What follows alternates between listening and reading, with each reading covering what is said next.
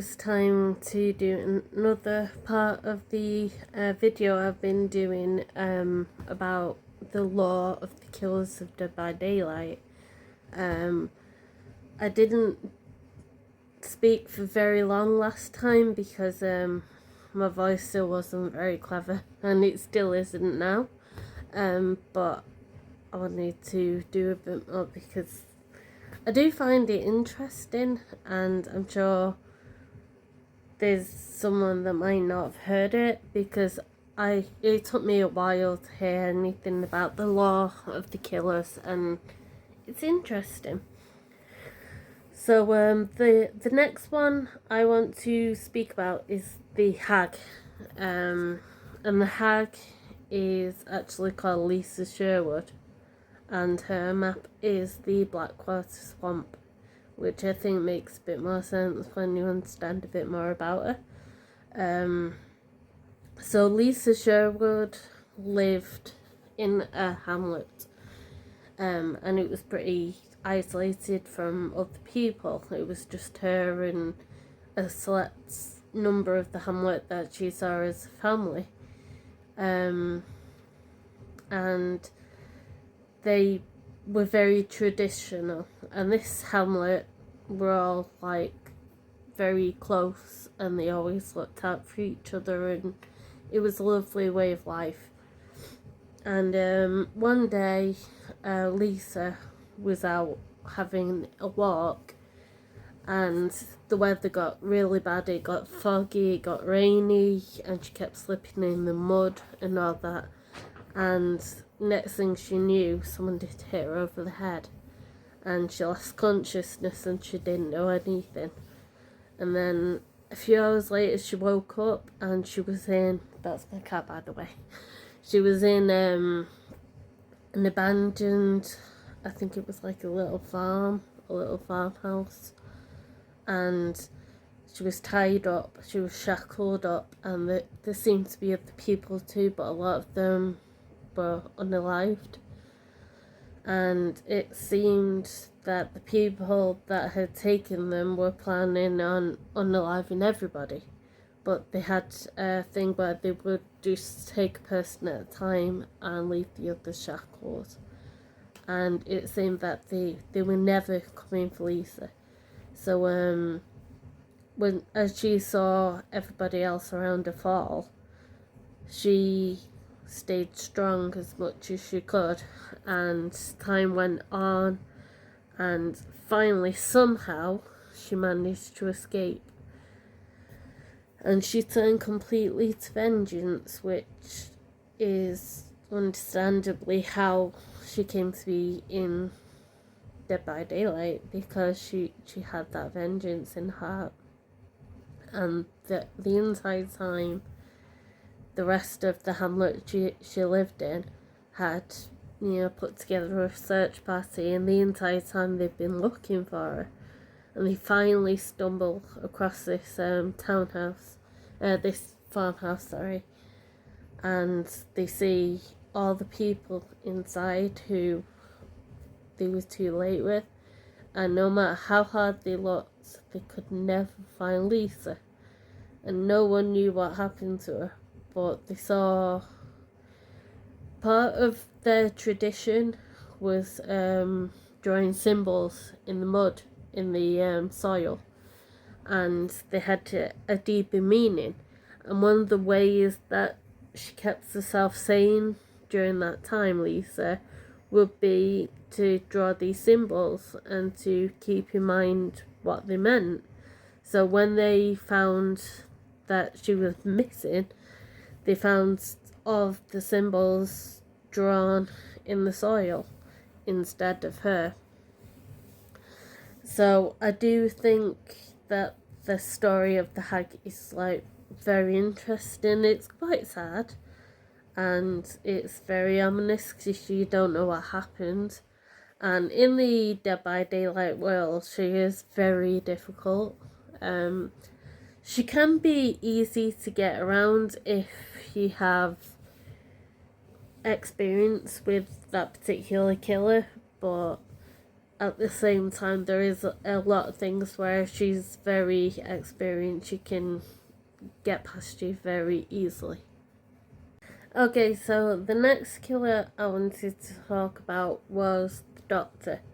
And there's a lot of different points. So if I have to pause it and read up on it and then come back, I'll have to. But I'll try my best. So the Doctor is called Herman Carter, and he was a very clever pupil when he was in school. He was very good at science, and he excelled. And it got to the point where he was actually taken on to go on a neuroscience, what's it called, like a placement in college. He was seen as being so smart, college or university, and from there he was spotted, and he was asked to go into a CIA fronted program, and that was to extract information from opposing organizations. Sorry, my voice is starting to weaken. So he did that, and he was airlifted to a completely black-sided company, and it ended up being in Leary's Memorial Institute, which is his map. And it's a very creepy map in itself. And when he was there, he was told basically anything went. You know, the job was to extract information. How it was done didn't really matter as long as it was done.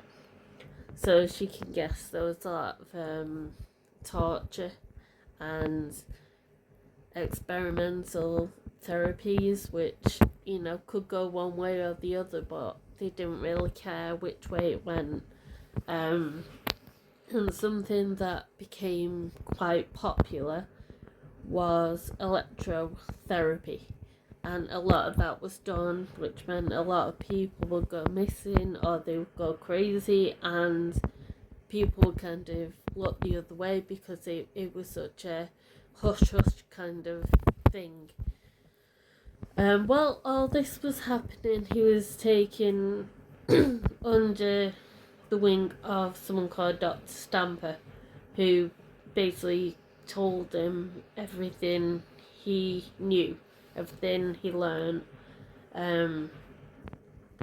Eventually people started getting the idea of, you know, what was being done there and all the shady things that were happening. No one knew completely, but they knew bad things were happening, so they sent in people to investigate. And obviously the things they found, instruments of torture, they found people that had been driven crazy, and the worst thing, they found Dr. Stamper in his office, and he'd been electrocuted, he'd been tortured, all sorts of things, but they never found Herman Carter ever again. No one knew what happened to him, but it left behind this, like an urban legend, but it was true, that no one would ever forget. So I actually really like the Leary's map for how unusual and how scary it is. I think to play the Doctor is a good character, but he's very hard to get around as well because he has his electroshock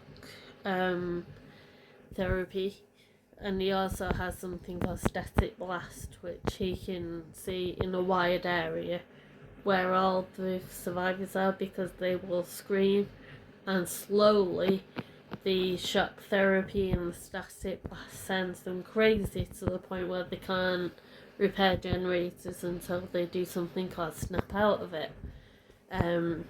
So he is a very powerful killer, but his lore, I think, is unsettling in all the right ways, because it could be, it could be an urban legend the way it's been told, and I just think that's really good. I think there's a couple of stories, the lore of the killers, that is actually quite sad. And this is one of them. And I'm going to be talking about the Huntress. The Huntress is a very good killer.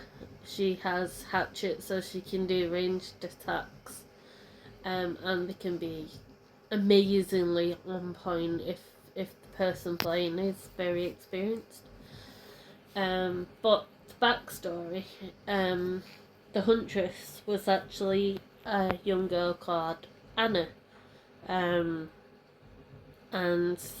Anna lived with her mother, and they lived in the woods.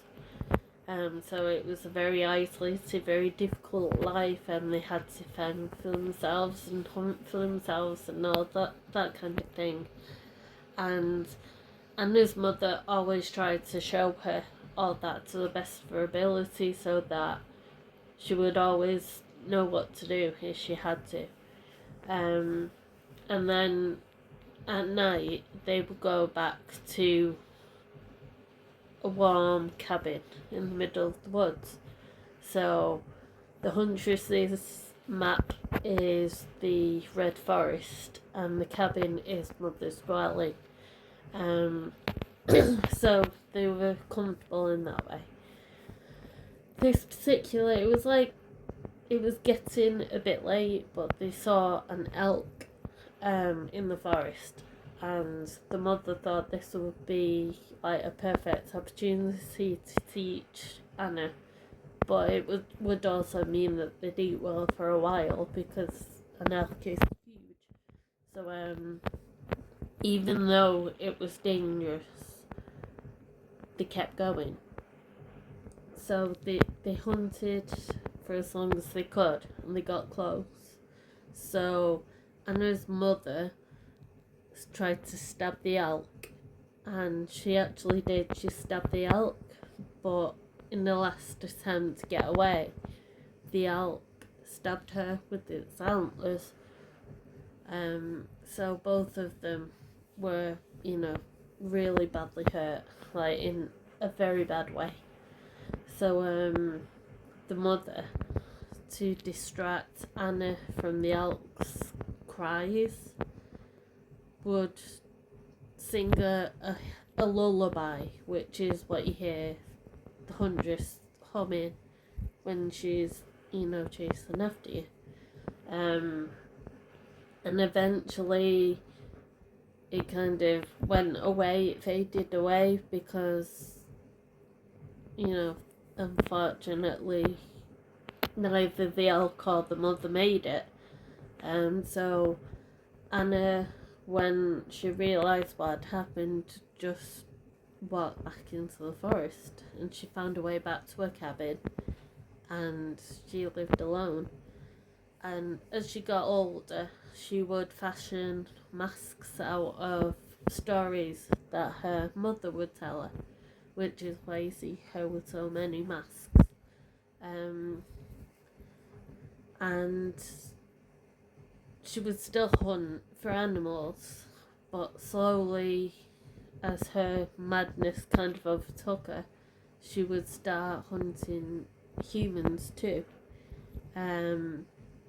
which meant that a lot of the time it would leave young girls without the parents, and she would kidnap the young girls and she would tie them up. And in her mind, she was doing what a mother did. She was looking after these girls and showing them how to survive, when really the opposite was happening. They weren't being fed, they weren't being let loose or anything, so eventually they would pass, and that would add to Anna's madness, because the grief that she felt, because in her mind she was doing the right thing even though it wasn't the right thing.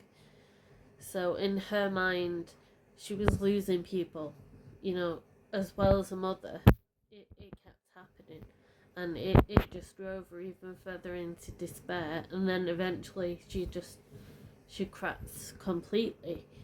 And she wouldn't even do it for hunting anymore. She would down humans as often as she could just because she was going mad. And, it wasn't just about looking after children anymore. And that's why she's so, in the game, she's so protective over where she lives, because that's really all she had. And that's why she wears the masks. A lot of people say she's a very difficult character, which I agree with, because I've played as the Huntress, and you have to be very, you have to be able to aim perfectly to get a hatchet off, and even the most experienced guild players will miss as well, because a survivor will zigzag to get away from it. But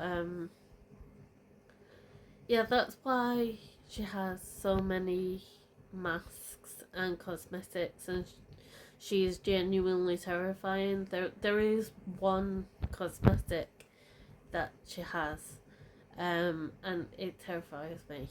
It's like, it was back when I'd only been playing for a little while, and I didn't realise she had all these different cosmetics. I only thought she had 2 or 3. And then she came in this one, and it's actually male, so it's like the Huntress, but the cosmetic is a male version, and it's got the were elk, and it looks terrifying, and the voice is very low, and he grunts, when he throws the hatchets, he snorts or grunts, and it's terrifying. And I remember how scary it was the first time I played it. But I thought it was very important to speak about the Huntress, because it's one of those stories where, no one's ever justified in doing anything like she did. But it's like you kind of get a bit of a story that kind of alludes to why it's happening, and you get a look inside the mind as well. They're not just a crazy person. You see why they feel the way they feel, and I thought it was really interesting. So yeah, that's the Huntress. Hi, my voice is slowly going, so I thought I'd do one more, and then I'm gonna go and rest it for a bit. So the final killer I wanted to talk about in this video is the clown, and it's a bit confusing because he shares the same map as Nurse, Crotus Prison Asylum, but it starts making a bit more sense when you see that there's more of a circus motif to part of the map as well. So the clown was actually born Kenneth. His mother unfortunately passed during childbirth. It was very hard labour.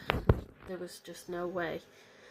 But because of that, it kind of drove a wedge between him and his father.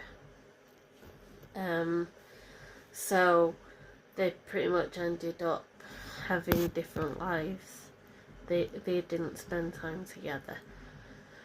After high school, or during high school even, it would basically be like he would walk in the house, his father would be out. And this particular day, Kenneth was at home, was on his way home, and he found a feather on the ground, which he thought was beautiful. So he would collect feathers wherever he saw them, and he would stash them in his cigar case, and he would take it home. And on nights where his father would drink too much, which was quite often, he would sit in his room with his cigar box and he would look through all the feathers and, you know, how soft they were and how they felt when he touched them to his face and things, and it was like a comfort. And then from there, he would look out of his window and he would see birds in the bird box, and he would think how nice it would be to hold one of those in his hands because they were so soft and lovely. So he started devising a plan where he would get to do that. He rigged up the birdhouse with anaesthetic, and he waited until it worked on one of the robins, and he took the robin and he held it, and he had every intention of letting it go. And then this poor robin saw that it was in the human's hands and it started to panic, and he found he couldn't let it go and he unalived it, which is so sad. I hate anything to do with animal abuse. It makes me sad to talk about it.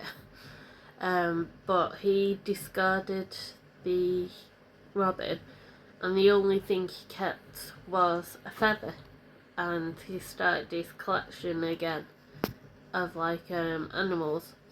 And it wasn't just robins, unfortunately, it was anything he could basically get his hands on animal wise. And then one day he kind of went one further, and he took to a child, and they went missing, and then he went home one day and he saw his father crawling out of a crawl space where he kept his box, and he had hold of it. So Kenneth basically turned around and walked away and never went back home. And he kind of started staying with a circus because it felt like family. You know, they took him in, they all looked after each other. It was a good life. But eventually he would be tempted to do what he did again. And this time he would use disguises from the circus so no one would know it was him. And he usually would disguise himself as a clown, until one day he started indulging in a lot of stuff, but he was very bad with alcohol, which made his movements sloppy and he didn't think them through. So one day he went after this woman, and she managed to escape because he was drunk, and he fell unconscious, and he woke up with the entire circus around him, ready to get revenge for this woman for what he did. And he managed to escape.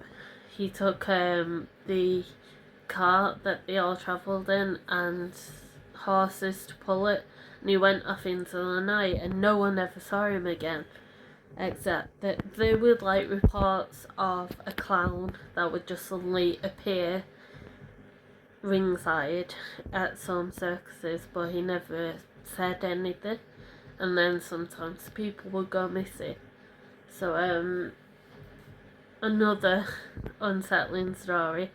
A lot of horror stories are made around the circus for that reason. It's supposed to be a place of fun and a place where people are entertained, and it's also a place filled with heavy disguises, so you never know who's actually there, and I think that's, you know, the pull of it.